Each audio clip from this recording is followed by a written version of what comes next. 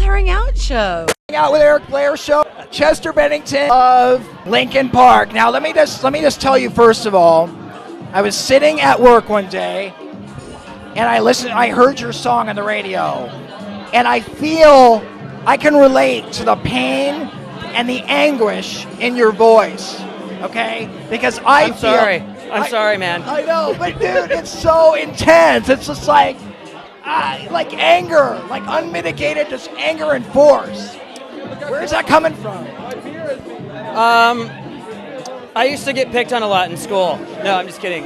A lot of different things. You know, Mike and I have to write a lot of the songs together, so especially lyrically. So it comes from a lot of different places. It could come from, relationships. It could come from, just everyday kind of stresses in life. Whatever.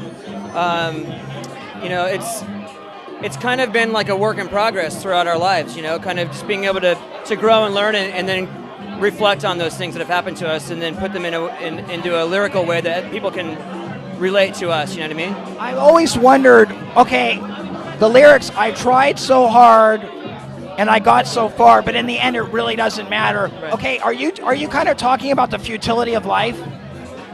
I guess it depends on your perspective, because music really has kind of multiple meanings for different people.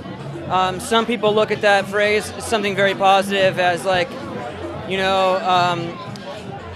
all the things I tried to do in my life don't make me who I am.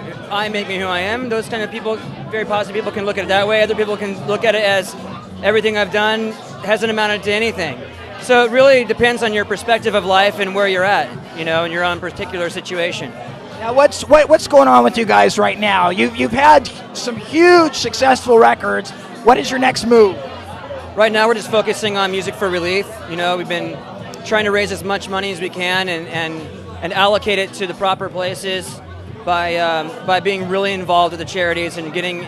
I went to Thailand not too long ago and kind of went down to a couple sites where the tsunami hit, find out how the progress is coming along.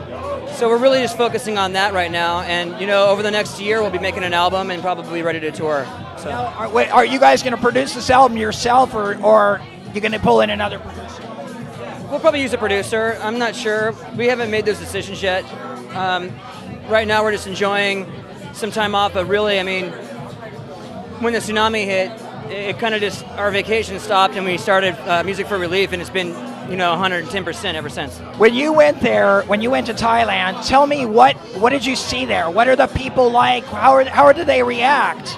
Well, the people of Thailand are very resilient people. They're very resourceful people. They kind of viewed it as, okay, we got hit, let's bury our dead, let's rebuild our businesses, let's get the economy going and get tourists back and just kind of get things back to where they need to be. But there are some other areas like Banda Aceh where there isn't those kind of positive kind of thoughts going on in the community. People are very superstitious. Everything about their lives has been totally destroyed. Fishermen now have to go live so far away from the beaches that it costs them their wages, and every day the money they make, it costs them to get back and forth to work, and they just, it's kind of a futile situation, and they really could use as much help as they can, and that's where, we're hoping to step in and kind of offer whatever we can. Now, what was your first reaction when you saw the footage of the tsunami? We have to do something. Like, what can we do, And within 24 hours, we had the foundation started, and we donated $100,000 of our money and to get it started, and then we started just trying to get other bands and other musicians involved and trying to contribute in any way they can, whether it was just talking about it and raising awareness or actually making a donation themselves, or like Jason did, write a great song and get a bunch of artists together and write and create something really beautiful and positive that also is going to help in whatever way it can, So everybody in the music business has started to catch on, and we've been really, really impressed and very happy with the response. Now, how are you making sure that your work is not in vain? Because a lot of times the money doesn't get to the people. Well, that's why we take a very hands-on approach to how we are dealing with the money. The first amount of money that we raised, we went through the Red Cross, but in the end of January, the relief effort from the Red Cross stopped. So we knew that the money had to be reallocated to groups like UNICEF, to groups like Habitat for Humanity, These are groups that actually get in and rebuild communities. They're working within the communities. And also by going down there and finding out the names of the schools, the names of the areas that are, and certain small groups that aren't connected to any major charity, where they're literally taking the money and just putting it right back into the school or into the little city that's been hit. And by doing that and going out there and seeing how these charities work, and by sitting down with the administrative ends of these charities, we've figured out how to allocate our money in the most efficient way. And that's another thing about Music for Relief, is you really know that our money that you're giving to our charity really is going to rebuilding these communities, to the people, to help start boosting the economy and things like that. So, do you find that a lot of your friends kind of have the same vision as you, that they want to reach out and help people? Are there some people that just don't want to? They're like, I'm too busy for that.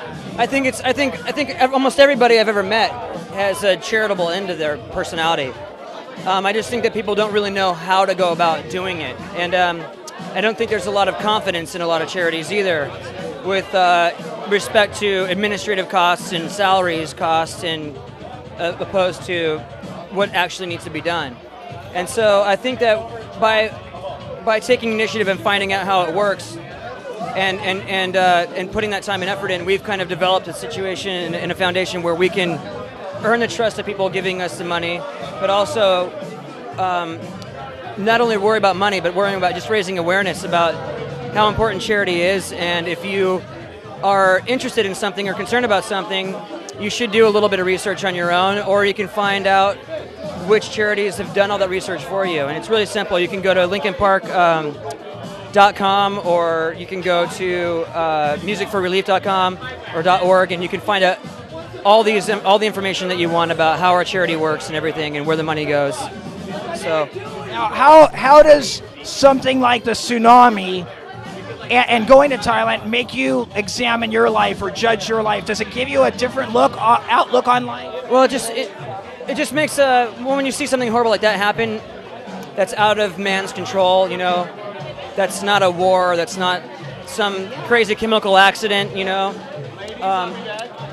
It really makes you feel very fortunate that it didn't happen to your neighborhood or happen to where you live. And it also, makes you realize how important life is, and how fragile and how easily it can be totally disrupted or destroyed. And a person like myself or anybody in this party, we're all very blessed people. We've got a lot of people who support us in what we do, and it's our responsibility to give back in whatever way we can. A lot of people in the area that the tsunami had hit were fans of my band. They'd supported us. They bought records. They came to our shows. They played us on the radio stations. We have an obligation to try to help them, because they've been so generous to us. And I think that everybody in entertainment or in any field where they're actually in this kind of situation that we're in Linkin Park, they should give back. It's our obligation to the world and it's really impressive to see that a lot of people do feel the same way. Absolutely. Yeah, it's really a beautiful thing. Chester, thank you so much. Thank you, man. Appreciate you doing this. All right, this is Eric Blair with the Blaring Out Show with Chester Bennington of Linkin Park, signing off. Bye-bye.